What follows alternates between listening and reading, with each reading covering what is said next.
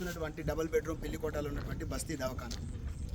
దీని దుస్థితి ఏంటంటే వర్షం పడితే మొత్తం నీళ్ళు ఇటు కొడితే మొత్తం ఉన్న నీళ్ళంతా కూడా లోపలికి వచ్చేసి ఇది బస్తీ దవాఖానలా నీళ్లు నిండిపోయి అక్కడ ఉన్నటువంటి మెడికల్ ఆఫీసర్ యొక్క పరిస్థితి కావచ్చు, వచ్చే పేషెంట్ల పరిస్థితి కావచ్చు, వాళ్ళందరూ కూడా చాలా ప్రాబ్లం.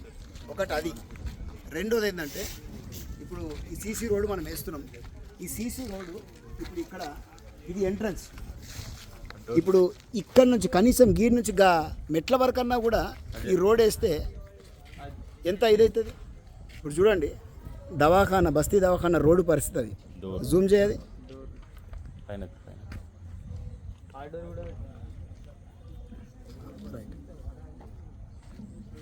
ఇప్పుడు ఇక్కడ ఈ రోడ్డు పరిస్థితి ఇప్పుడు నేనే దిగబడతాను.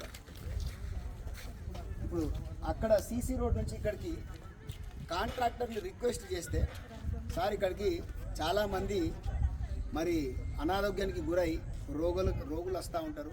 చాలామంది తల్లిదండ్రులు పిల్లలను తీసుకొస్తూ ఉంటారు. ముసలోళ్ళు, వృద్ధులు వస్తారు. అది అంత ఎత్తు ఆల్మోస్ట్ నీకు 2-3 ఫీట్ల ఎత్తులో ఉన్న రోడ్డు దాన్ని దిగి మళ్ళా ఇప్పుడు ఇలా లోపలికి రావాలంటే చాలా ఇబ్బందికరమైన పరిస్థితి. ఒక మానవీయ కోణంతో జస్ట్ అక్కడి నుంచి ఇక్కడికి ఎంత మెటీరియల్ పడుతుందండి? ఇప్పుడు వచ్చే ప్రజలకి ఉపయోగకరంగానే ఉండాలి కదా ఏ కట్టిన వ్యవస్థ కానీ ఏదైనా కూడా. సో కొద్దిగా మానవీయ కోణంతో ఇక్కడ ఉన్నటువంటి అధికారులు కూడా కొద్దిగా ఇక్కడ ఉన్న కాంట్రాక్టర్కి చెప్పి ఈ చిన్న రోడ్డుని కనుక మీరు వేయించినట్లయితే చాలామందికి ఇక్కడ హెల్ప్ఫుల్గా ఉంటుంది. దయచేసి ఈ యొక్క విషయం మీద కూడా మీరు చొరవ తీసుకోవాలని మెదక్ బట్టి అజయ్ టీఆర్ఎస్ పార్టీ నియోజకవర్గ ఇన్ఛార్జ్గా మిమ్మల్ని అభ్యర్థిస్తూ ఉన్నాను. అది చూడండి, దీనికి ఇంకా డ్రైనేజ్ కూడా కట్టలేదు అని అంటున్నారు. సో మీరు చూసిండ్రు, చూడండి ఈ డోర్ల పరిస్థితి ఇట్లా. డోర్లు చక్కగా లేవు, లోపలికి వాటర్ వస్తున్నాయి. వర్షాకాలం పడితే నీళ్లు మొత్తం కొట్టి లోపలికి వాటర్ వస్తూ ఉన్నాయి.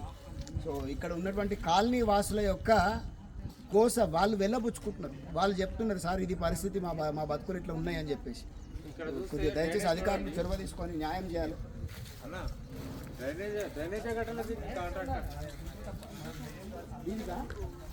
అదే డ్రైనేజే లేదు.